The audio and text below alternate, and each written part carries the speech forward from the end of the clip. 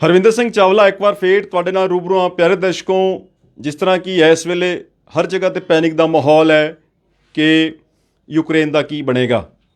ਜਿਸ ਤਰ੍ਹਾਂ ਰੂਸ ਨੇ ਉੱਥੇ ਅਟੈਕ ਕੀਤਾ ਹੈ, ਇੱਕ ਚਿੰਤਾ ਦਾ ਵਿਸ਼ਾ ਹੈ ਕਿ ਸਾਡੇ ਇੰਡੀਅਨ ਸਟੂਡੈਂਟ ਬਹੁਤ ਜ਼ਿਆਦਾ ਉੱਥੇ ਇਸ ਵੇਲੇ ਮੌਜੂਦ ਨੇ ਅਤੇ ਉਹਨਾਂ ਦੇ ਪੇਰੈਂਟਸ ਨੂੰ ਬਹੁਤ ਵੱਡੀ ਚਿੰਤਾ ਹੋ ਰਹੀ ਹੈ ਕਿ ਉਹ ਕਿਸ ਤਰ੍ਹਾਂ ਵਾਪਸ ਆਉਣਗੇ। ਅਤੇ ਜਿਹੜੀ ਜਗ੍ਹਾ ਮੈਂ ਮੌਜੂਦ ਹਾਂ ਤੇਗ ਓਵਰਸੀਜ਼, ਜਿਹੜੀ ਕਿ ਇਸ ਮਸਲੇ 'ਤੇ ਬਹੁਤ ਵਧੀਆ ਕੰਮ ਕਰ ਰਹੀ ਹੈ। ਜਿੱਦਾਂ ਕੀ ਹੁੰਦਾ ਇਸ ਫੀਲਡ ਦੇ ਵਿੱਚ ਜਦੋਂ ਬੱਚੇ ਨੂੰ ਬਾਹਰ ਭੇਜ ਦਿੱਤਾ ਤਾਂ ਉਸ ਤੋਂ ਬਾਅਦ ਸਾਰ ਨਹੀਂ ਲਈ ਜਾਂਦੀ, ਲੇਕਿਨ ਇਹ ਆਪਣਾ ਮਾਨਵੀय ਫਰਜ਼ ਸਮਝਦੇ ਹੋਏ ਇੱਥੇ ਇਹਨਾਂ ਨੇ ਨੰਬਰ ਜਾਰੀ ਕੀਤੇ ਨੇ ਅਤੇ ਇਹਨਾਂ ਦੀ ਟੀਮ ਜਿਹੜੀ ਹੈ ਯੂਕਰੇਨ ਦੇ ਵਿੱਚ ਵੀ ਬਹੁਤ ਵਧੀਆ ਮਦਦ ਕਰ ਰਹੀ ਹੈ। ਬੱਚਿਆਂ ਨੂੰ ਬਾਰਡਰਾਂ 'ਤੇ ਲਿਜਾਣਾ ਅਤੇ ਹੋਰ ਜਿੱਥੇ ਭਾਵੇਂ ਕੋਈ ਰਾਸ਼ਨ ਪਾਣੀ ਦੀ ਦਿੱਕਤ ਹੈ ਉੱਥੇ ਵੀ ਇਹ ਮਤਲਬ ਜਿਹੜੀ ਵੀ ਚੀਜ਼ਾਂ ਬੁਨਿਆਦੀ ਚੀਜ਼ਾਂ ਨੇ ਉਹਨਾਂ ਨੂੰ ਪ੍ਰੋਵਾਈਡ ਕਰਾਈਆਂ ਜਾ ਰਹੀਆਂ ਨੇ। ਅਸੀਂ ਉਹਨੇ ਡਾਇਰੈਕਟ ਲਾਈਵ ਯੂਕਰੇਨ ਦੇ ਵਿੱਚ ਕਾਲ ਕਰਕੇ ਪੁੱਛਾਂਗੇ ਵੀ ਸਟੂਡੈਂਟ ਜਿਹੜੇ ਇੱਥੇ ਆਉਣ ਦੀ ਕੋਸ਼ਿਸ਼ ਕਰ ਰਹੇ ਨੇ ਅਤੇ ਬਾਰਡਰ 'ਤੇ ਜਿਹੜੇ ਇਸ ਵੇਲੇ ਮੌਜੂਦ ਨੇ। ਇਹ ਵੀਡੀਓ ਤੁਹਾਡੇ ਲਈ ਬਹੁਤ ਕੰਮ ਦੀ ਹੋਣ ਵਾਲੀ ਹੈ। ਸ਼ੇਅਰ ਇਹਨੂੰ ਵੱਧ ਤੋਂ ਵੱਧ ਕਰ ਦਿਆ ਜੇ। ਤੁਹਾਡੇ ਜ਼ਿਹਨ ਦੇ ਵਿੱਚ ਵੀ ਕੋਈ ਯੂਕਰੇਨ ਤੋਂ ਸੰਬੰਧਿਤ ਸਵਾਲ ਹੈ, ਤੁਸੀਂ ਕਮੈਂਟ ਬਾਕਸ ਵਿੱਚ ਪਾ ਸਕਦੇ ਹੋ।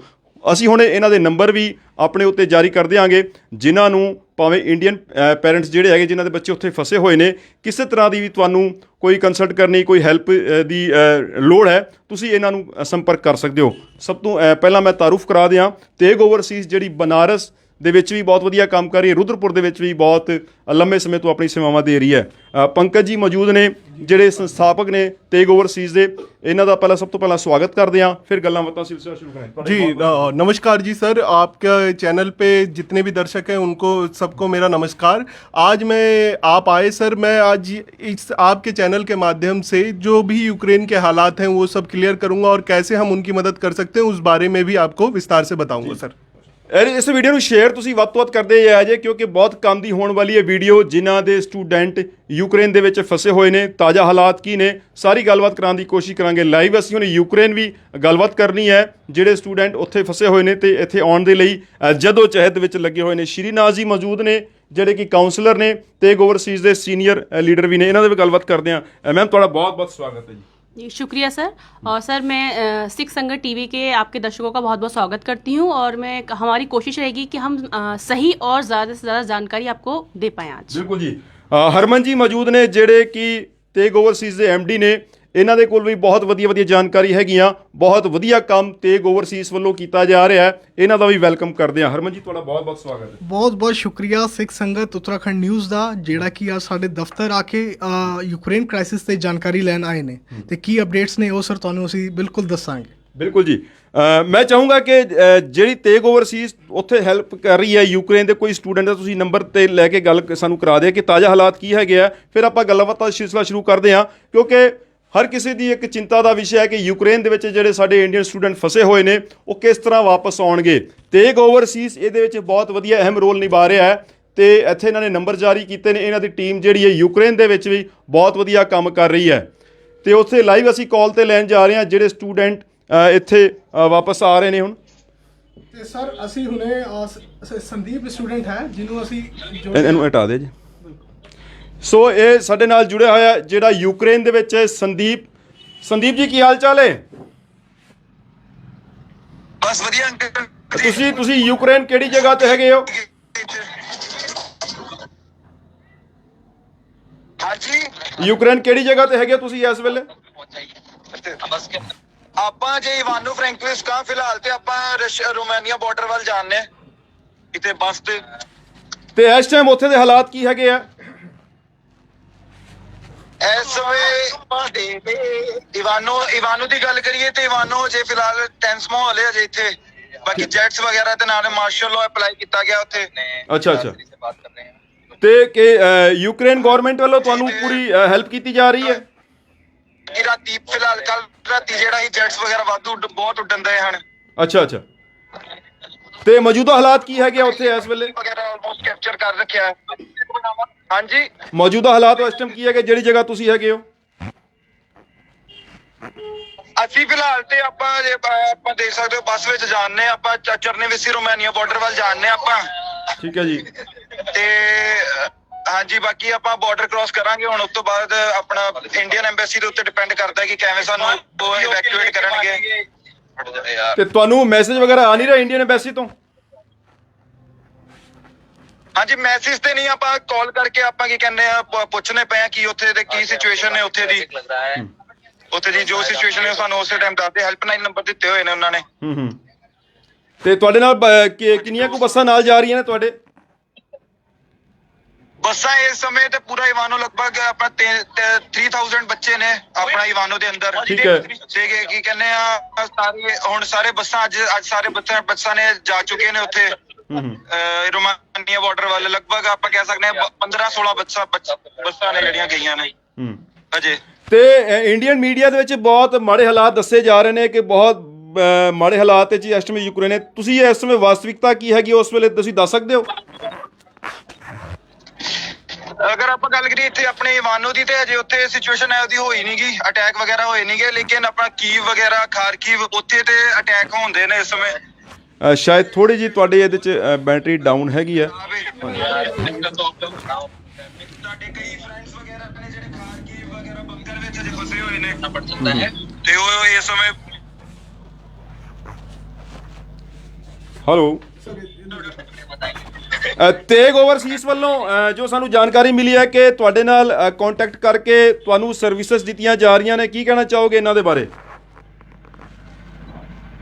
ਹਾਂਜੀ, ਹਰਮਨਵੀਰ ਜੀ ਤੇਗ ਓਵਰਸੀਜ਼ ਨਾਲੇ ਪੰਕਜ ਸਰ ਜਿਹੜੇ ਨੇ ਲਗਭਗ ਸਾਡੇ ਨਾਲ ਹਰ ਟਾਈਮ ਕਨੈਕਟਡ ਰਹਿੰਦੇ ਨੇ। ਬਾਕੀ ਜੋ ਵੀ ਆਪਣੀ ਬਾਰਡਰਸ ਰਿਲੇਟਡ ਇਨਕੁਆਇਰੀ ਵਗੈਰਾ ਜੋ ਵੀ ਹੈ ਗਰੁੱਪ ਨਾਲ ਫਾਰਮ ਵਗੈਰਾ ਭਰਨੇ ਕੁਝ ਵੀ ਉਹਦੀ ਸਾਨੂੰ ਜਾਣਕਾਰੀ ਦਿੰਦੇ ਰਹਿੰਦੇ ਨੇ। ਲਗਭਗ ਜਦੋਂ ਵੀ ਫੋਨ ਕਰੀਏ ਉਸ ਸਮੇਂ ਸਾਨੂੰ ਦੱਸਦੇ ਰਹਿੰਦੇ ਨੇ ਕਿ ਕੀ ਹਾਲਾਤ ਨੇ, ਕੀ ਕਰੋ ਤੁਸੀਂ ਆਪਣਾ। ਅਗਰ ਆਪਾਂ ਕਦੀ ਵੀ ਕੋਈ ਟੈਨਸ਼ਨ ਵਾਲਾ ਮਾਹੌਲ ਹੋਏ ਤੇ ਆਪਾਂ ਇੱਕ ਵਾਰ ਇਹਨਾਂ ਤੋਂ ਪੁੱਛ ਕੇ ਇਨਫੋਰਮੇਸ਼ਨ ਵਗੈਰਾ ਕਾਫੀ ਸਾਥ ਦਿੱਤਾ ਨਾਲ ਇਹਨਾਂ ਨੇ। ਸੋ ਬਹੁਤ ਬਹੁਤ ਧੰਨਵਾਦ ਜੀ। ਅਸੀਂ ਆਸ ਕਰਦੇ ਹਾਂ ਕਿ ਤੁਸੀਂ ਬਹੁਤ ਜਲਦੀ ਆਪਣੇ ਘਰ ਹੋਵੋਗੇ ਤੇ ਠੀਕ ਠਾਕ ਪਹੁੰਚੋਗੇ ਸਾਰੇ ਸਟੂਡੈਂਟ ਜਿਹੜੇ ਹੈਗੇ ਆ।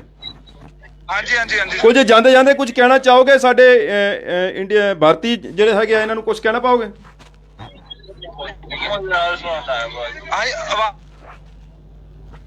ਇੱਕ ਵਾਰ ਫਿਰ ਦੱਸਿਓ। ਸਾਡੇ ਇੰਡੀਆ ਦੇ ਲਈ ਕੀ ਮੈਸੇਜ ਹੈ ਜਿਹੜੇ ਕਿ ਬਹੁਤ ਜ਼ਿਆਦਾ ਚਿੰਤਾ ਕਰ ਰਹੇ ਨੇ? ਇਸ ਸਮੇਂ ਅਗਰ ਆਪਾਂ ਕਹੀਏ ਤਾਂ ਜ਼ਿਆਦਾ ਟੈਨਸ਼ਨ ਲੈਣ ਦੀ ਗੱਲ ਨਹੀਂ ਹੈ, ਕਿਉਂਕਿ ਆਪਣੀ ਸਾਡੀ ਇੰਡੀਅਨ ਗਵਰਨਮੈਂਟ ਤੇ ਨਾਲੇ ਐਮਬੈਸੀ ਵਗੈਰਾ ਲੱਗੇ ਹੋਏ ਨੇ ਸਾਨੂੰ ਆਪਣਾ ਇਵੈਕੂਏਟ ਕਰਨ ਲਈ। ਤੇ ਬਾਕੀ ਕਾਫੀ ਬੱਚੇ ਹੋ ਚੁੱਕੇ ਨੇ ਤੇ ਜਾਣ ਹੀ ਦੇਣੇ ਲਗਭਗ ਸਾਰੇ ਹੋ ਜਾਣਗੇ। ਇਹੋ ਜੀ ਕੋਈ ਟੈਨਸ਼ਨ ਲੈਣ ਦੀ ਗੱਲ ਨਹੀਂ ਗੀ। ਬਾਕੀ ਆਹੀ ਕਹਿੰਦੇ, ਬਾਕੀ ਜ਼ਿਆਦਾ ਟੈਨਸ਼ਨ ਨਾ ਲਓ, ਆਪਣੇ ਸਾਰੇ ਬੱਚੇ ਆਰਾਮ ਨਾਲ ਸੇਫਲੀ ਆ ਜਾਣਗੇ। ਸੋ ਬਹੁਤ ਬਹੁਤ ਧੰਨਵਾਦ ਜੀ, ਬਹੁਤ ਬਹੁਤ ਧੰਨਵਾਦ ਜੀ। ਤੁਹਾਡੇ ਕੋਲ ਫਿਰ ਅਪਡੇਟ ਲਵਾਂਗੇ ਬਹੁਤ ਛੇਤੀ। ਸੋ ਪਿਆਰੇ ਦਰਸ਼ਕੋ, ਤੇਗ ਓਵਰਸੀਜ਼ ਤੇ ਪਹੁੰਚਿਆ ਜਿਨ੍ਹਾਂ ਵੱਲੋਂ ਬਹੁਤ ਵਧੀਆ ਸਰਵਿਸਿਜ਼ ਦਿੱਤੀਆਂ ਜਾ ਰਹੀਆਂ ਨੇ। ਪੰਕਜ ਜੀ ਕੋਲ ਸਭ ਤੋਂ ਪਹਿਲਾਂ ਆਉਂਦੇ ਆ ਤੇ ਪੁੱਛਦੇ ਆ ਕਿ ਆਖਰ ਇਹ ਹਾਲਾਤ ਪੈਦਾ ਹੀ ਕਿਉਂ ਹੋਏ, ਕਿਉਂ ਇੰਨਾ ਪੈਂਡੇਮਿਕ ਹੈ, ਕਿਉਂ ਇੰਨਾ ਪੈਨਿਕ ਦਾ ਮਾਹੌਲ ਹੈ। ਗੱਲਬਾਤ ਕਰਨ ਦੀ ਕੋਸ਼ਿਸ਼ ਕਰਦੇ ਆ ਤੇ ਤੁਹਾਨੂੰ ਦੱਸਣ ਦੀ ਕੋਸ਼ਿਸ਼ ਕਰਦੇ ਆ, ਕਿਉਂਕਿ ਇੰਡੀਅਨ ਮੀਡੀਆ ਦੇ ਵਿੱਚ ਜੋ ਚੀਜ਼ਾਂ ਦਿਖਾਈਆਂ ਜਾ ਰਹੀਆਂ ਨੇ ਉਹਦੇ ਵਿੱਚ ਬਹੁਤ ਜ਼ਿਆਦਾ ਵੱਧ ਚੜ ਕੇ ਇਹਨੂੰ ਪੇਸ਼ ਕੀਤਾ ਜਾ ਰਿਹਾ। पंकज जी, की कहना चाहोगे आखिर इस तरह के हालात हुए ही क्यों? देखिए, सबसे पहली मैं बात ये कहना चाहूँगा कि ये हालात हैं क्या एक्चुअल में। हालात है वर्स्ट है, मगर मैं ये कहूँगा कि इतने भी वर्स्ट नहीं है जितना आप दिखा रहे हैं। इंडियन मीडिया शो कर रही है कि एकदम से बॉम्बार्डिंग हो रही है। बॉम्बार्डिंग हो रही है मगर these all are the gas bombarding, मतलब गैसों के गोले फेंके जा रहे हैं जिससे जान और माल का कोई नुकसान नहीं हो रहा है। अभी क्या है, इंडियन दिखाया जा रहा है कि बिल्डिंगें टूट गई हैं, बड़े गड्ढे हो गए। कुछ भी नहीं है, ऐसा कुछ भी नहीं है। इतना पैनिक होने की सिचुएशन नहीं है। कुछ जगह है, कुछ एक्सट्रीम एरियाज हैं, जैसे हम इंडिया में बात करते हैं तो जैसे कश्मीर है, उसी तरीके से वहाँ के भी कुछ बॉर्डर एरियाज हैं जहाँ ईस्टर्न एरियाज हैं, वहाँ प्रॉब्लम है। वेस्टर्न एरियाज में बिल्कुल condition are normal and each and everything. जैसे स्टूडेंट ईजिली अपने बॉर्डर एरियाज पे पहुंच के एग्जिट हो जा रहा है एंड वी आर सपोर्टिंग। जैसे मेरी एक ब्रांच है लखनऊ में, बनारस में, वहाँ पे Dheeraj Kumar is handling the things and वो भी इसी तरीके से बच्चे को निकाल रहे हैं। मगर वहाँ क्या है ना, उपद्रव मचा हुआ है कैपिटल सिटीज़ में कि भैया बच्चा वहाँ फंस गया है, कुछ हो गया, क्योंकि मीडिया दिखा रही है बॉम्बार्डिंग हो रही है, आज नहीं तो कल बम गिर जाएगा, ऐसा दिखा रही है। इस तरीके की सिचुएशन फिलहाल नहीं है, मगर हम और इसके विस्तार में हम मैम से जान सकते हैं कि बिल्कुल। ਪਰ ਦਰਸ਼ਕੋ, ਸਾਨੂੰ ਵਧੀਆ ਗੱਲ ਇਹ ਲੱਗੀ ਹੈ ਕਿ ਰੁਦਰਪੁਰ ਦੇ ਵਿੱਚ ਬਹੁਤ ਆਈਲੈਟ ਸੈਂਟਰ ਹੈਗੇ ਆ, ਲੇਕਿਨ ਕੱਲਾ ਇੱਕ ਇਹੋ ਹੀ ਸਾਨੂੰ ਫਰਮ ਮਿਲੀ ਹੈ ਜਿਨ੍ਹਾਂ ਨੇ ਆਪਣੇ ਨੰਬਰ ਜਾਰੀ ਕੀਤੇ ਨੇ ਤੇ ਆਲ ਓਵਰ ਇੰਡੀਆ ਤੋਂ ਇਹਨਾਂ ਨੂੰ ਕਾਲਾਂ ਆ ਰਹੀਆਂ ਨੇ। ਇੱਕ ਮਾਨਵੀय ਫਰਜ਼ ਆਪਣਾ ਅਦਾ ਕਰ ਰਹੇ ਨੇ ਇਸ ਮਾਹੌਲ ਦੇ ਵਿੱਚ ਵੀ। ਸੋ ਅਸੀਂ ਕੋਸ਼ਿਸ਼ ਕੀਤੀ ਹੈ ਕਿ ਇਹਨਾਂ ਦੇ ਨਾਲ ਤੁਹਾਨੂੰ ਰੂਬਰੂ ਕਰਾਈਏ। ਸ਼੍ਰੀਨਾਥ ਜੀ ਮੌਜੂਦ ਨੇ ਸਾਡੇ ਨਾਲ, ਇਹਨਾਂ ਨਾਲ ਗੱਲਬਾਤ ਕਰਨ ਦੀ ਕੋਸ਼ਿਸ਼ ਕਰਦੇ ਹਾਂ। ਆਖਰ ਐਸੇ ਹਾਲਾਤ ਹੋਏ ਹੀ ਕਿਉਂ, ਇਹਦਾ ਕਾਰਨ ਕੀ ਹੈ? ਮੈਮ ਜੀ, ਜ਼ਰੂਰ ਸਾਡੇ ਦਰਸ਼ਕਾਂ ਨੂੰ ਤੁਸੀਂ ਦੱਸੋ ਆਖਰ ਐਸੇ ਹਾਲਾਤ ਉਤਪੰਨ ਹੀ क्यों हुए? जी सर, तो सर हम ये जानने के लिए कि ऐसे हालात क्यों उत्पन्न हुए, हम थोड़ा सा इतिहास में जाना चाहेंगे यूक्रेन और रशिया के। सर, तो जो यूक्रेन था वो पहले यूएसएसआर का एक पार्ट हुआ करता था, उसका हिस्सा हुआ करता था, लेकिन जब यूएसएसआर का विघटन हुआ उसके बाद में एक इंडिपेंडेंट कंट्री 1991 में ये इंडिपेंडेंट कंट्री जो है वो बन गया यूक्रेन। और सर उसके बाद में ये चीज़ हुई कि जब ये इंडिपेंडेंट हो गया तब ये धीरे धीरे जो है वो यूरोपियन यूनियन के काफ़ी क्लोज जाने लगा। और जब इस चीज़ को देखते हुए जो रशियन जो गवर्नमेंट थी उनको ये चिंता होने लगी कि कहीं ये अमेरिका के इन्फ्लुएंस में आके कुछ इस तरीके से चीज़ें ना हो जाए कि उनके लिए सिक्योरिटी थ्रेट हो जाए, तो वो कहीं ना कहीं नाराज़गी वहाँ से थी। ये इतिहास हो गया। और सर अगर अभी मौजूदा हालात हम देखें तो जिस तरीके से रशिया और यूक्रेन के संबंध हैं, तो रशिया का तो ये मानना है कि वो तो ये मानते हैं कि यूक्रेन जो है वो एक इलीगल स्टेट है, और जो कुछ प्रांत है वहाँ के जो कि जहाँ की जो जनता है वो मैक्सिमम जो जनता है, मेजोरिटी जो है वो रशियन लैंग्वेज बोलती है। तो उनका ये मानना है कि ये जो यूक्रेन की सरकार है वो हमारे साथ भेदभाव करती है। और एक रीज़न ये है सर कि इस वक्त पे मौजूदा हालात में जो यूक्रेन की राजधानी है कीव और वहाँ पे जो सत्ता है, तो रशिया का ये मानना है कि वो जो सत्ता है वो यूएस बैक्ड सत्ता है और ये हमारे खिलाफ काम कर सकते हैं और हमें एक सिक्योरिटी थ्रेट है।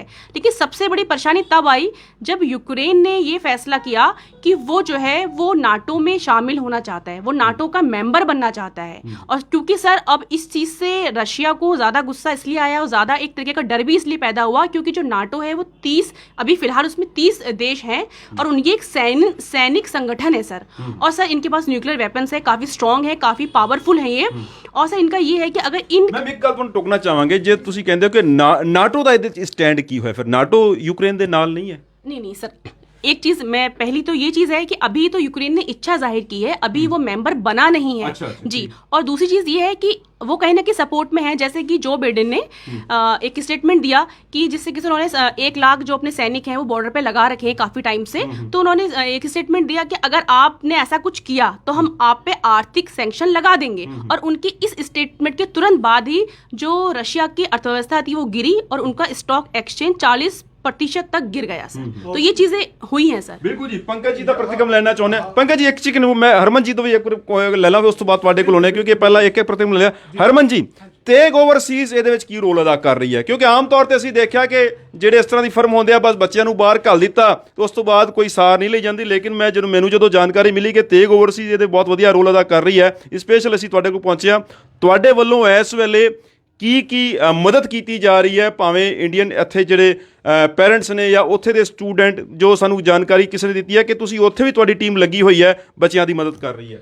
ਸੋ ਦੇਖੋ, ਤੇਗ ਓਵਰਸੀਜ਼ ਦਾ ਪਹਿਲ ਕੀ ਹੈ ਜਾਂ ਤੇਗ ਓਵਰਸੀਜ਼ ਕੀ ਕਰ ਰਹੀ ਹੈ? ਤੇਗ ਓਵਰਸੀਜ਼ ਨੇ ਇੱਕ ਸਰ ਪਲੇਟਫਾਰਮ ਬਣਾਇਆ ਜਿਹਦੇ ਕਿ ਸਾਡੇ ਆਫਿਸ ਦੇ ਕੰਟੈਕਟਸ ਪਲੱਸ ਜਿਹੜੇ ਕੰਟੈਕਟ ਸਾਡੇ ਆਥੋਰਾਈਜ਼ ਪਰਸਨ ਯੂਕਰੇਨ ਨੇ, ਜਿਹੜਾ ਸਾਡੀ ਟੀਮ ਮੈਂਬਰਸ ਨੇ, ਸੰਦੀਪ ਜੀ ਨੇ, ਉਹਨਾਂ ਦੇ ਵੀ ਕੰਟੈਕਟਸ ਅਸੀਂ ਆਪਦੀ ਤੇਗ ਓਵਰਸੀਜ਼ ਦੀ ਸੋਸ਼ਲ ਸਾਈਟਸ ਨੇ ਜਿਹੜੀਆਂ ਆਪਦੇ ਪੇਜਸ ਤੇ ਪਾਈਏ ਕਿ ਜਿਨ੍ਹਾਂ ਨੂੰ ਲੋੜਵੰਦ ਹੈ, ਜਿਹੜੇ ਬੱਚੇ ਉੱਥੇ ਫਸੇ ਨੇ ਜਾਂ ਜਿਨ੍ਹਾਂ ਦੇ ਪੈਰੈਂਟਸ ਪੈਨਿਕ ਨੇ, ਟੈਂਸ ਨੇ ਇਸ ਸਿਚੁਏਸ਼ਨ ਨੂੰ ਲੈ ਕੇ, ਉਹ ਸਾਨੂੰ ਕਾਲ ਕਰਨ ਤੇ ਇਸ ਬਾਰੇ ਕੋਈ ਵੀ ਲੋੜ ਹੋਏ ਤੇ ਉਹਨੂੰ ਅਸੀਂ ਦਸੀਏ। ਹਰਮਨ ਜੀ ਵੇਖੋ, ਇੱਕ ਚੀਜ਼ ਪਤਾ ਕੀ ਹੈ, ਵੇਖੋ ਅਗਰ ਤੁਸੀਂ ਨੰਬਰ ਆਪਣੇ ਜਾਰੀ ਕੀਤੇ ਨੇ ਇਹਦੇ ਵਿੱਚ ਤਾਂ ਤੁਹਾਨੂੰ ਫਿਰ ਅੱਧੀ ਰਾਤ ਨੂੰ ਹੀ ਕਾਲਾਂ ਜਾਂਦੀਆਂ ਹੋਣੀਆਂ, ਕੋਈ 2 ਵਜੇ ਕਾਲ ਕਰਦਾ ਹੋਣਾ, ਕਿਉਂਕਿ ਚਿੰਤਾ ਦਾ ਵਿਸ਼ਾ ਹੈ। ਜਦੋਂ ਵੀ ਉੱਥੇ ਬੰਬਾਰੀ ਹੁੰਦੀ ਹੈ ਮੀਡੀਆ ਦੇ ਵਿੱਚ ਬਹੁਤ ਵੱਧ ਚੜ੍ਹ ਕੇ ਹਾਈਲਾਈਟ ਕੀਤਾ ਜਾਂਦਾ ਤੇ ਕਿਤੇ ਨਾ ਕਿਤੇ ਵੀ ਅਸੀਂ ਨੰਬਰ ਹੁਣ ਅਸੀਂ ਵੀ ਜਾਰੀ ਕਰਨ ਲੱਗੇ ਆ ਤੇ ਤੁਸੀਂ ਲੋਕ ਉਹਦੇ ਲਈ ਤਿਆਰ ਹੈਗੇ ਹੋ ਹਰ ਤਰ੍ਹਾਂ ਦੀ ਮਦਦ? ਸਰ ਦੇਖੋ, ਅਗਰ ਤੁਸੀਂ 2 ਵਜੇ ਵਾਲੀ ਗੱਲ ਮੇਰੇ ਨਾਲ ਕਰ ਰਹੇ ਹੋ ਤਾਂ ਕਿੱਦਾਂ ਕੱਲ ਰਾਤ ਅਗਰ ਆਪ ਜੀ ਨੂੰ ਜਾਣਕਾਰ ਹੋ ਤੇ ਕੱਲ ਰਾਤ ਕੀ ਵਿੱਚ ਬੰਬਾਰਡਿੰਗ ਹੋਈ ਹੈ, 11:30 ਤੋਂ 12 ਦੇ ਵਿੱਚ ਬੰਬਾਰਡਿੰਗ ਹੋਈ ਹੈ ਤੇ 2:30 ਵਜੇ ਮੈਂ ਸੁੱਤਾ। ਅੱਛਾ 2 ਵਜੇ ਤੋਂ 1:30 ਵਜੇ ਤੋਂ 2 ਵਜੇ ਤੱਕ ਲੈ ਕੇ ਸੰਦੀਪ ਹਰਦੀਪ ਜੀ ਦੇ ਟੀਮ ਤੇ ਨਾਲ ਡਾਕਟਰ ਗੌੜ ਜੀ, ਯਜੀਤ ਜੀ ਜਾ ਕੇ ਪਾਣੀ ਦੀ ਵਿਵਸਥਾ ਕਰਕੇ ਆਏ ਨੇ, ਕਿਉਂਕਿ ਬੋਗੋ ਮਿਲੈਟਸ ਜਿਹੜੀ ਉੱਥੇ ਯੂਨੀਵਰਸਿਟੀ ਹੈ, ਬੋਗੋ ਮਿਲੈਟਸ ਦਾ ਇੱਕ ਸੇਫ ਹਾਊਸ ਬਣਿਆ ਹੋਇਆ ਜਿਹਦੇ 'ਚ ਕੀ ਬੱਚੇ ਨੇ 250 ਤੋਂ 300 ਬਈ, ਕਿਉਂਕਿ ਕੈਪੀਟਲ ਹੈ, ਸਭ ਤੋਂ ਜ਼ਿਆਦਾ ਜਿਹੜਾ ਪਰੇਸ਼ਾਨੀ ਹੈ ਜਾਂ ਥ੍ਰੈਟ ਹੈ ਉਹ ਕੀਵ 'ਚ ਹੈ, ਕੀਵ ਖਾਰਕਿਵ 'ਚ ਹੈ। ਤੇ ਰਾਤੀ 2 ਵਜੇ ਉਹਨਾਂ ਪਾਣੀ ਅਰੇਂਜ ਕੀਤਾ ਉਹਨਾਂ ਬੱਚਿਆਂ ਲਈ, ਤੁਹਾਡੀ ਟੀਮ ਦੇ ਮੈਂਬਰ? ਸਾਡੀ ਟੀਮ ਨੇ, ਜਿਹੜੇ ਆਥੋਰਾਈਜ਼ ਪਰਸਨ ਉੱਥੇ ਹੈਗੇ ਨੇ। ਬਿਲਕੁਲ ਜੀ। ਸੋ ਤੇਗ ਓਵਰਸੀਜ਼ ਬਹੁਤ ਵਧੀਆ ਰੋਲ ਅਦਾ ਕਰ ਰਹੀ ਹੈ, ਆਪਣਾ ਮਾਨਵੀ ਫਰਜ਼ ਸਮਝਦੇ ਹੋਏ, ਜਿਹੜੀ ਕਿ ਸਭ ਤੋਂ ਵੱਡੀ ਟੈਨਸ਼ਨ ਬਣੀ ਹੋਈ ਹੈ ਇਸ ਵੇਲੇ ਹਰ ਮੀਡੀਆ ਦੇ ਵਿੱਚ ਇਹ ਮੁੱਦਾ ਛਾਇਆ ਹੋਇਆ ਹੈ। ਸਾਡੇ ਇੰਡੀਅਨ ਸਟੂਡੈਂਟ ਜਿਹੜੇ ਉੱਥੇ ਭਾਵੇਂ ਕਹਿ ਸਕਦੇ ਕਿ ਫਸੇ ਹੀ ਹੋਏ ਨੇ, ਉਹਨਾਂ ਦੀ ਬੜੀ ਵਧੀਆ ਤਰੀਕੇ ਨਾਲ ਹੈਲਪ ਕੀਤੀ ਜਾ ਰਹੀ ਹੈ ਇਹਨਾਂ ਵੱਲੋਂ। ਪੰਕਜ ਜੀ ਕੋਲ ਫਿਰ ਆਉਂਦੇ ਆ। ਪੰਕਜ ਜੀ, ਤੁਸੀਂ ਕੁਝ ਕਹਿਣਾ ਚਾਹੁੰਦੇ ਸੀ ਜੀ? हाँ जी, जैसे एक है नाटो का रोल, एक्चुअली क्या है, नाटो ही सबसे बड़ी थ्रेट है यूक्रेन के रशिया के लिए। इफ रशिया जो है अगर इसलिए उन पे हमला कर रही है। बेसिकली क्या है कि अगर यूक्रेन जो है अगर वो नाटो का मेंबर बन जाता है तो कहीं ना कहीं वो रशिया को महाशक्ति होने से रोक सकता है।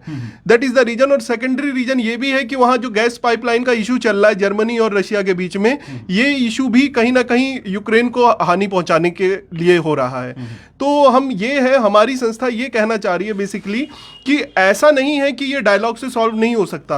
वो उसके आगे आज जैसे व्लादिमीर पुतिन जी का एक आया कि हम युद्ध रोकने के लिए तैयार हैं और बात करने को तैयार हैं, इस तरीके की चीज़ों में वो स्टेटमेंट दे रहे हैं। और ये इसलिए स्टेटमेंट दिया जा रहा है कि वहाँ पर ऐसी सिचुएशन ना रहे और हम भी बात करके इसको सुलझा सकें।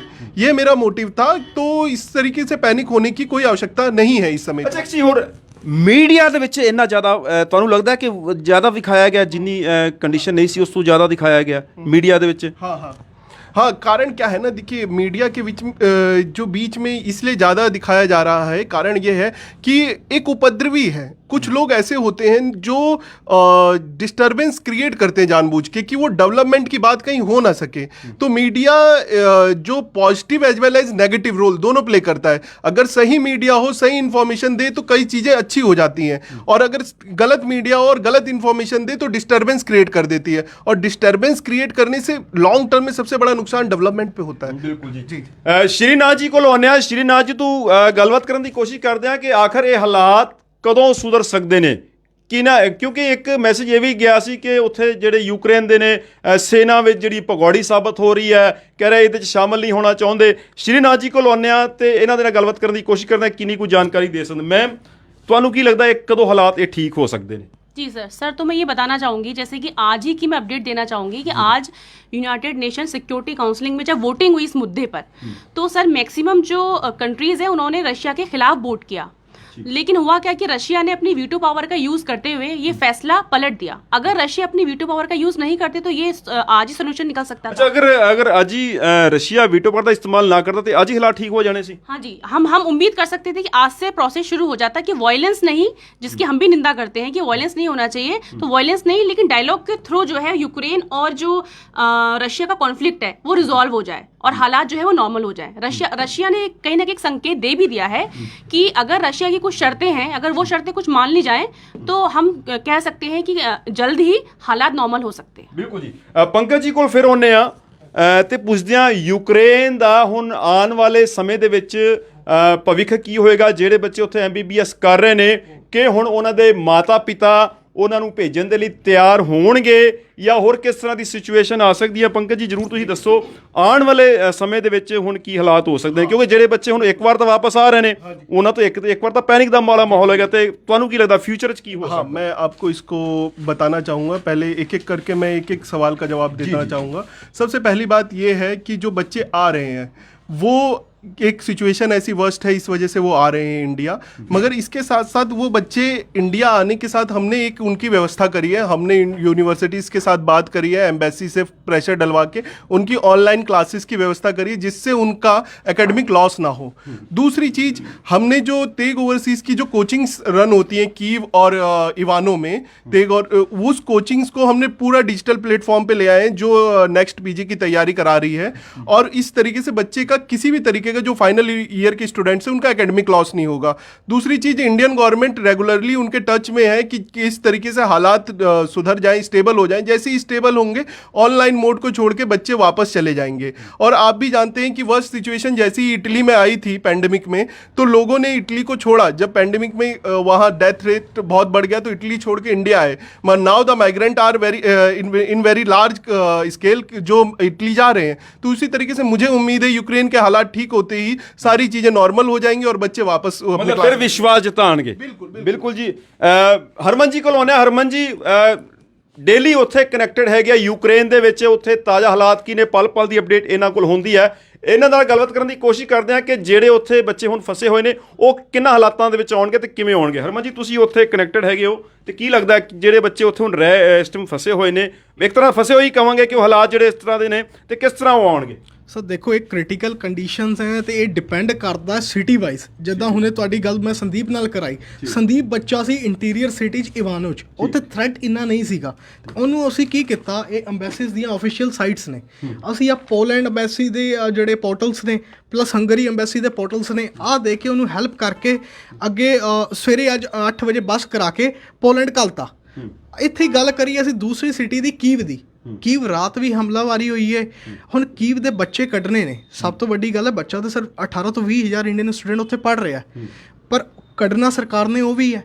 ਉਹਦੇ ਕੱਢਣ ਲਈ ਸਰ ਨਾਲ ਬਾਰਡਰਸ ਪੈਂਦੇ ਨੇ ਹੰਗਰੀ ਦਾ, ਹੁਣ ਉਹ ਕੱਢਣ ਲਈ ਸਰ ਸਾਨੂੰ ਟਰਾਂਸਪੋਰਟੇਸ਼ਨ ਦੀ ਰਿਕੁਆਇਰਮੈਂਟ ਹੈ। ਉੱਥੇ ਜਿਹੜੀ ਟੀਮ ਹੈ ਅਵੇਲੇਬਲ ਹੈ ਤੇ ਅੰਬੈਸੀ ਅਵੇਲੇਬਲ ਹੈ, ਉਹਨੂੰ ਟਰਾਂਸਪੋਰਟੇਸ਼ਨ ਦੀ ਰਿਕੁਆਇਰਮੈਂਟ ਹੈ ਜਿਹੜੀ ਕਿ ਨਹੀਂ ਮਿਲ ਪਾ ਰਹੀ। ਜਿੱਦਾਂ ਹੀ ਟਰਾਂਸਪੋਰਟੇਸ਼ਨਸ ਅਰੇਂਜ ਹੋ ਜਾਂਦੇ ਨੇ, Indian embassy ministry of external affairs Puri help ਕਰ ਰਹੀ ਹੈ ਬੱਚਿਆਂ ਦੀ ਕਿ ਬੱਚੇ ਨੂੰ ਐਗਜ਼ੀਕਿਊਟ ਕੀਤਾ ਜਾਏ। ਬਸ ਇੰਨਾ ਹੀ ਹੈ ਕਿ ਟਰਾਂਸਪੋਰਟੇਸ਼ਨ ਦੀ ਲੋੜ ਹੈ, ਟਰਾਂਸਪੋਰਟੇਸ਼ਨ ਹੁੰਦੇ ਹੀ ਬਾਰਡਰ ਤੋਂ ਐਗਜ਼ੀਕਿਊਟ ਕਰਨਗੇ। ਬਿਲਕੁਲ ਜੀ। ਸ਼੍ਰੀਨਾਥ ਜੀ ਕੋਲ ਆਉਂਦੇ ਹਾਂ। ਮੌਜੂਦਾ ਹਾਲਾਤਾਂ ਨੂੰ ਦੇਖਦੇ ਹੋਏ ਜਿਹੜੇ ਇੰਡੀਅਨਸ ਸਾਡੇ ਬੱਚਿਆਂ ਦੇ ਮਾਪੇ ਨੇ ਬੜੀ ਜ਼ਿਆਦਾ ਚਿੰਤਾ ਕਰ ਰਹੇ ਨੇ, ਉਹਨਾਂ ਨੂੰ ਕੀ ਮੈਸੇਜ ਦੇਣਾ ਚਾਹੁੰਦੇ ਨੇ, ਤੇ ਇਹ ਵੀ ਪੁੱਛਦੇ ਹਾਂ ਕਿ ਹਾਲਾਤ ਕਦੋਂ ਤੱਕ ਠੀਕ ਹੋ ਸਕਦੇ ਨੇ। ਮੈਮ, ਜਿਹੜੇ ਬੱਚੇ ਬਹੁਤ ਜ਼ਿਆਦਾ ਚਿੰਤਾ ਕਰ ਰਹੇ ਨੇ, ਇੱਕ ਪੈਨਿਕ ਦਾ ਮਾਹੌਲ ਤਾਂ ਹੈ ਹੀ ਹੈ, ਤੁਸੀਂ ਉਹਨਾਂ ਨੂੰ ਕੀ ਮੈਸੇਜ ਦੇਣਾ ਚਾਹੁੰਦੇ ਹੋ, ਤੇ ਤੁਹਾਡੇ ਤੇਗ ਓਵਰਸੀਜ਼ ਵੱਲੋਂ ਕੀ ਉਹਨਾਂ ਨੂੰ ਹੈਲਪ ਕੀਤੀ ਜਾ ਰਹੀ ਹੈ, ਤੁਸੀਂ ਦੱਸ ਸਕਦੇ ਹੋ। जी सर हमारी तेग ओवरसीज़ ने जो हेल्पलाइन जारी की है, 24/7 हम लोग उनके कनेक्शन में है सर। लेकिन मैं ये कहना चाहूँगी कि इसमें हमारी जो भारत सरकार है वो काफ़ी अच्छी भूमिका निभा रही है सर इस चीज़ में। एम्बेसीज़ हैं हमारी जहाँ भी बॉर्डर एरियाज़ पे, जो बॉर्डर कंट्री। हाँ बिल्कुल जी, इंडिया का की स्टैंड है जी तो सर जो हमारी जो इंडिया के एम्बेसी है और जो एजेंट है, इस समय ये दोनों लोग जो है वो साथ मिलकर काम कर रहे हैं और सर बहुत अच्छा काम कर रहे हैं। और काफ़ी बच्चे जो है वो वहाँ से वापस आ भी चुके हैं, और जो वहाँ पर हैं अभी आपने जैसे लाइव देखा, तो वो बच्चों को बॉर्डर पास करा के सेफली यहाँ लाने की पूरी कोशिश की जा रही है सर। तो मैसेज क्या देना चाहेंगे? सर मैसेज में यही देना चाहूँगी जो पेरेंट्स हैं बच्चों के, कि वो पैनिक ना करें, घबराएं ना, बस पॉजिटिव रहें और मतलब अपनी दुआ करते रहें और पॉजिटिव रहें सर। और हमारी तेग ओवरसीज़ और जो इंडिया की हमारी सरकार है, ये सब अच्छे से काम कर रहे हैं और बहुत जल्दी सारे बच्चे सेफली अपने घर पहुंच जाएंगे। बिल्कुल जी। ਜਾਂਦੇ ਜਾਂਦੇ ਪੰਕਜ ਜੀ ਕੋਲ ਫਿਰ ਆਉਂਦੇ ਆ। ਪੰਕਜ ਜੀ, ਆਪਣਾ ਜਾਂਦੇ ਜਾਂਦੇ ਕੀ ਮੈਸੇਜ ਦੇਣਾ ਚਾਹੁੰਦੇ ਨੇ ਤੇਗ ਓਵਰਸੀਜ਼ ਜਿਹੜੇ ਕਿ ਇਸ ਪੈਨਿਕ ਵਰਗੇ ਮਾਹੌਲ ਦੇ ਵਿੱਚ ਆਪਣਾ ਇੱਕ ਮਾਨਵੀ ਫਰਜ਼ ਸਮਝਦੇ ਹੋਏ 24 ਘੰਟੇ ਲਗਾਤਾਰ ਜਿਹੜੀ ਹੈ ਉੱਥੇ ਸਟੂਡੈਂਟ ਦੇ ਨਾਲ ਕਨੈਕਟਡ ਹੈ, ਤੇ ਜਿੰਨਾ ਵੀ ਹੋ ਸਕਦਾ ਇਹਨਾਂ ਦੀ ਕਹਿੰਦੇ ਕਿ ਇੱਕ ਟੀਮ ਉੱਥੇ ਵੀ ਮੌਜੂਦ ਹੈ, ਜੋ ਵੀ ਹੋ ਸਕਦਾ ਹੈ, ਜਿਹੜੀ ਵੀ ਸਹੂਲਤਾਂ ਹੋ ਸਕਦੀਆਂ ਨੇ ਉਹ ਦੇਣ ਦੀ ਕੋशिश कर रही है। पंकज जी को फिर होने पंकज जी, जाते जाते की कहना चाहोगे? देखिए, मैं सभी जनता को एक बात कहना चाहूँगा कि आप वाकई इस समय के हालात ठीक नहीं है और कुछ हालात इतने गंभीर हैं, मगर इंडियन जो भारत सरकार है वो लगी हुई है इन चीज़ों में, इसलिए निश्चिंत रहें। हमारी टीम पूर्णतः सबकी सहायता करेगी। हमारी हेल्पलाइन नंबर हम आपको शेयर करेंगे इस चैनल के माध्यम से। जो बच्चे भी यूक्रेन है और इंडिया पेरेंट्स हैं, हमसे कनेक्ट कर लें और हम उनको free accommodation, fooding, lodging, each and everything हम फ्री प्रोवाइड कराएंगे और सेफली बॉर्डर एरिया तक एम्बेसी को हैंडओवर करेंगे उसके बच्चे को, कि ताकि सेफली वो यहाँ आ जाए। पंकज जी वेखो, ये तुसी दावा कर रहे हो, दावा किते फेल ना हो जाए कि नंबर ਤੁਹਾਡੇ ਜਾਰੀ ਹੋ ਜਾਣ, ਸਾਨੂੰ ਇਹ ਨਾ ਮੈਸੇਜ ਆਣ ਕਿ ਇਹਨਾਂ ਨੇ ਕੇਵਲ ਆਪਣੀ ਪ੍ਰਮੋਸ਼ਨ ਕਰਾਉਣ ਦੇ ਲਈ ਖਾਲੀ ਨੰਬਰ ਜਾਰੀ ਕੀਤੇ ਆ। ਇਸ ਤਰ੍ਹਾਂ ਤਾਂ ਨਹੀਂ ਹੋਏਗਾ। ਨਹੀਂ ਸਰ, ਦੇਖिए, ਕਿਉਂਕਿ ਗੱਲਾਂ ਵੱਡੀਆਂ ਹੁੰਦੀਆਂ, ਲੇਕਿन ਜਦੋਂ ਮੌਕੇ ਧਰਾਤਲ ਤੇ ਕੰਮ ਪੈਂਦਾ ਤੇ ਉਦੋਂ ਚੰਗੇ ਚੰਗੇ ਪਿੱਛੇ ਹੋ ਜਾਂਦੇ। इसी चीज में बता रहा हूँ सर। सबसे बड़ी चीज क्या है कि आज की स्थिति में सर हमने जो बच्चों को हेल्प किया है, हम ये वीडियो बाद में आ रही, इससे पहले भी अभी हमने अर्बन ने बताया होगा आपको कि अश्वनी इडुक्की की लड़की केरला की थी, उसका फ़ोन कल रात को 12 बजे आता है और हमने ये जाने बिना कि वो किस जगह से गई है, किसके थ्रू गई है, हमने उसकी रेलेवेंट स्टेट गवर्नमेंट को कॉल करा, उस पर उसको रजिस्टर कराया। इवन हमने यूक्रेनियन एम्बेसी में उसका नेम रजिस्टर कराया कि वो रोमानिया के थ्रू एग्जिट हो सके। तो इस तरीके से हम हर बच्चे की हेल्प कर रहे हैं। ਬਿਲਕੁਲ ਜੀ। ਹਰਮਨ ਜੀ ਕੋਲ ਜਾਵਾਂਗੇ। ਹਰਮਨ ਜੀ ਵੇਖੋ, ਅਸੀਂ ਪੂਰੇ ਰੁੱਧਪੁਰ ਦੇ ਸ਼ਹਿਰ ਛੱਡ ਕੇ ਤੁਹਾਡੇ ਕੋਲ ਪਹੁੰਚੇ ਹਾਂ, ਜੋ ਤੁਸੀਂ ਦਾਵਾ ਕੀਤਾ ਹੈ ਕਿ ਤੁਸੀਂ ਪੂਰੀ ਹੈਲਪ ਕਰ ਰਹੇ ਹੋ। ਕਈ ਐਦਾਂ ਤਾਂ ਨਹੀਂ ਕੋਈ ਦਾਵਾ ਹਵਾ ਹਵਾਈ ਹੋ ਜਾਏਗਾ, ਕੇਵਲ ਆਪਣਾ ਨਾਮ ਇੱਕ ਬ੍ਰਾਂਡ ਦਿਖਾਉਣ ਦੇ ਲਈ ਤੁਸੀਂ ਕੋਸ਼ਿਸ਼ ਕਰ ਰਹੇ ਹੋ? ਸਰ ਦੇਖੋ, ਅਸੀਂ ਤੇ ਹੱਥ ਜੋੜ ਕੇ ਬੇਨਤੀ ਕਰਦੇ ਹਾਂ, ਜਿੰਨਾ ਕੁ ਹੋ ਸਕਿਆ 100% ਦਾ 110% ਦਾਂਗੇ। ਅਸੀਂ ਇਹ ਨਹੀਂ ਕਹਿੰਦੇ ਕਿ ਅਸੀਂ ਸਰਵੋ ਸਰਵਾ ਹਰ ਚੀਜ਼ ਅਸੀਂ ਨਹੀਂ ਕਰ ਸਕਦੇ। ਜਿਹੜਾ ਕੰਮ ਮਿਨਿਸਟਰੀ ਆਫ ਐਕਸਟਰਨਲ ਅਫੇਅਰਸ ਦਾ ਹੈ, ਇੰਡੀਅਨ ਐਮਬੈਸੀ ਦਾ ਹੈ, ਕੀਵ ਐਮਬੈਸੀ ਦਾ ਹੈ, ਉਹਨੇ ਹੀ ਕਰਨਾ। ਅਸੀਂ ਕੀ ਕਰ ਸਕਦੇ ਹਾਂ, ਜਿਹੜੀ ਲੋਕਲ ਸਪੋਰਟ ਅਸੀਂ ਦੇ ਸਕਦੇ ਹਾਂ ਅਸੀਂ ਦੇ ਰਹੇ ਹਾਂ। ਬਿਲਕੁਲ ਜੀ, ਬਿਲਕੁਲ ਜੀ। ਅਸੀਂ ਇਹਨਾਂ ਦਾ ਨੰਬਰ ਹੁਣੇ ਆਪਣੇ ਉੱਤੇ ਪਾ ਦਿਆਂਗੇ, ਤੇ ਜਿਨ੍ਹਾਂ ਨੂੰ ਵੀ ਕੋਈ ਇਸ ਤੋਂ ਰਿਲੇਟਡ ਕੋਈ ਜਾਣਕਾਰੀ ਚਾਹੀਦੀ ਹੈ, ਤੁਸੀਂ ਜ਼ਰੂਰ ਇਹਨਾਂ ਨੂੰ ਕਾਲ ਕਰੋ ਤੇ ਜੇਕਰ ਇਹਨਾਂ ਵੱਲੋਂ ਪੋਜ਼ਿਟਿਵ ਰਿਸਪੌਂਸ ਤੁਹਾਨੂੰ ਨਹੀਂ ਮਿਲਦਾ, ਤੁਹਾਡੀ ਕਾਲ ਰਿਸੀਵ ਨਹੀਂ ਕੀਤੀ ਜਾਂਦੀ, ਸਾਨੂੰ ਤੁਸੀਂ ਵੀ ਇਹਦੇ ਵਿੱਚ ਕਮੈਂਟ ਬਾਕਸ ਵਿੱਚ ਕਮੈਂਟ ਜ਼ਰੂਰ ਕਰਿਆ ਜੇ, ਕਿਉਂਕਿ ਇੱਦਾਂ ਨਹੀਂ ਹੈ ਕਿ ਖਾਲੀ ਤੁਸੀਂ ਦਾਵਾ ਸਾਬਿਤ ਕਰਤਾ ਤੇ ਉਸ ਤੋਂ ਬਾਅਦ ਤੁਸੀਂ ਸਾਰ ਨਹੀਂ ਲੈ ਰਹੇ ਹੋ। ਸ਼੍ਰੀਨਾਥ ਜੀ ਕੋਲ ਜਾਂਦੇ ਜਾਂਦੇ ਆਉਂਦੇ ਆ।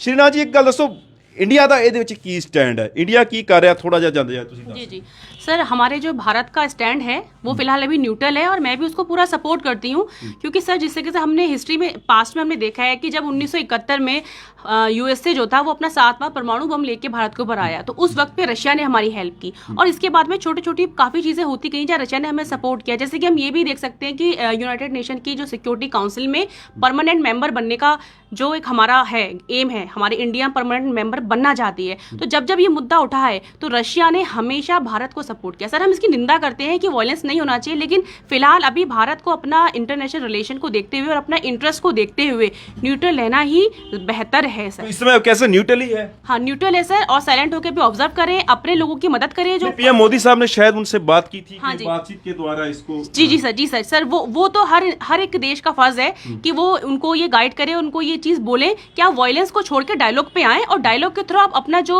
कॉन्फ्लिक्ट है उसको रिजॉल्व करें। इंडिया की फर्स्ट प्रायोरिटी अपने यहाँ के जो स्टूडेंट उनको जी जी जी जी जी जी वही है कि इस वक्त पे है भी भारत की जो हमारी प्रायोरिटी है वो यही है कि हम जो हमारे स्टूडेंट्स हैं या फिर जो भी हमारे जो नागरिक हैं यूक्रेन में हैं उनको सेफली वहाँ से लागे अपने घर छोड़ा जाए सर। बिल्कुल जी। जी सर। सो प्यारे दर्शकों, कुछ गल रहता नहीं कि पंकज जी जाते जाते जी बस आखिरी में मैं आप सबसे निवेदन है, जिन जिन के पास ये वीडियो देख रहे हैं ये ज़्यादा से ज़्यादा इसे शेयर करके नीडी लोगों तक पहुंचाएं, ताकि ये वीडियो की मदद से हम किसी भी बच्चे को यहाँ पर सेफली अपने माँ बाप से उनके मिला सकें और लोकल सपोर्ट दे सकें। देखिए सबसे बड़ी बात ये है कि हम यहाँ पर जो स्पेशली सर के पास ये वीडियो आई है, हम इसलिए इस वीडियो को बना रहे हैं कि सर ज़्यादा से ज़्यादा लोगों की हम मदद कर सकें सर के थ्रू। तो यही आप लोगों से निवेदन है, इसे ज़्यादा से ज़्यादा शेयर करें और ताकि हम दूसरों की मदद कर पाएँ। सो बहुत बहुत धन्यवाद। सो प्यारे दर्शकों, ये हैगी है तेग ओवरसीज रुद्रपुर ਦੇ ਵਿੱਚ ਜੋ ਬਹੁਤ ਵਧੀਆ ਕੰਮ ਕਰ ਰਹੀ ਹੈ।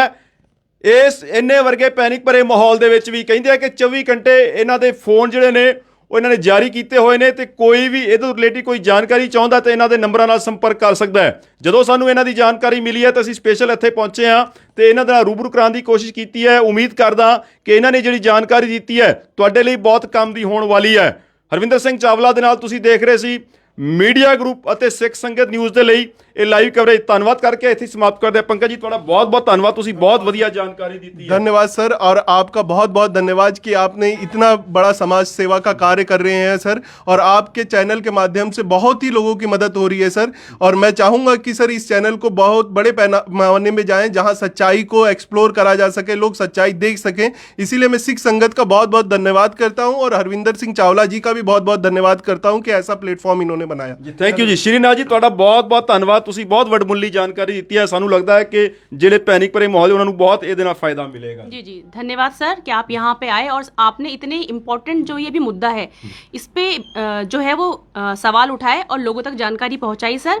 और दूसरी चीज़ ये कि मैं बस यही कहना चाहूँगी सारे लोगों से कि आप हमारे एजेंसी के थ्रू गए हैं या नहीं गए हैं इससे कोई फ़र्क नहीं पड़ता है। हमारा जो हेल्पलाइन नंबर है सर जारी कर देंगे और आप हमें कॉन्टैक्ट कर सकते हैं और हम आपकी मदद करेंगे। जी बहुत बहुत धन्यवाद जी। हरमन जी ਤੁਹਾਡਾ ਬਹੁਤ ਬਹੁਤ ਧੰਨਵਾਦ, ਤੁਸੀਂ ਬਹੁਤ ਵਧੀਆ ਜਾਣਕਾਰੀ ਦਿੱਤੀ ਹੈ। ਸਾਡੇ ਜਾਂਦੇ ਜਾਂਦੇ ਕੁਝ ਹੋਰ ਕਹਿਣਾ ਚਾਹੋ ਕਹਿ ਸਕਦੇ। ਬਹੁਤ ਬਹੁਤ ਸ਼ੁਕਰੀਆ ਸਰ ਤੁਹਾਡਾ ਕਿ ਜਿਹੜਾ ਕਿ ਤੁਸੀਂ ਆਪਦਾ ਕੀਮਤੀ ਸਮਾਂ ਕੱਢ ਕੇ ਸਾਡੇ ਕੋਲ ਆਏ ਤੇ ਸਾਡੇ ਰਾਹੀਂ ਕੋਈ ਵੀ ਬੱਚਾ, ਪਹਿਲਾਂ ਤਾਂ ਸਰ ਸਾਡੀਆਂ ਬਲੇਸਿੰਗਸ ਪੂਰੇ ਟੀਮ ਦੀਆਂ, ਪੂਰੇ ਇੰਡੀਆ ਦੀਆਂ ਉਹਨਾਂ ਬੱਚਿਆਂ ਨਾਲ ਨੇ ਕਿ ਉਹ ਆਪਦੇ ਮਾਪਿਆਂ ਕੋਲ ਸੇਫ ਤੇ ਹੰਬਲ ਪਹੁੰਚਣ। ਬਹੁਤ ਬਹੁਤ ਧੰਨਵਾਦ। ਸੋ ਇੱਕ ਵਾਰ ਇੱਥੇ ਵਿਰਾਮ ਦਿੰਦੇ ਹਾਂ ਤੇ ਆਸ ਕਰਦੇ ਹਾਂ, ਅਰਦਾਸ ਕਰਦੇ ਹਾਂ ਕਿ ਜਿਹੜਾ ਮਾਹੌਲ ਹੈ ਬਹੁਤ ਜਲਦੀ ਠੀਕ ਹੋਏ ਤੇ ਆਪਣੇ ਜਿਹੜੇ ਬੱਚੇ ਉੱਥੇ ਭਾਵੇਂ ਫਸੇ ਹੋਏ ਨੇ ਉਹ ਆਪਣੇ ਆਪਣੇ ਘਰ ਜਾ ਸਕਣ। ਇੱਕ ਵਾਰ ਵਿਦਾ ਮੰਗਦੇ ਆ ਇੱਥੇ ਹੀ। ਧੰਨਵਾਦ ਜੀ। ਕੱਟ ਲਾ ਦੀ ਯਾਰ।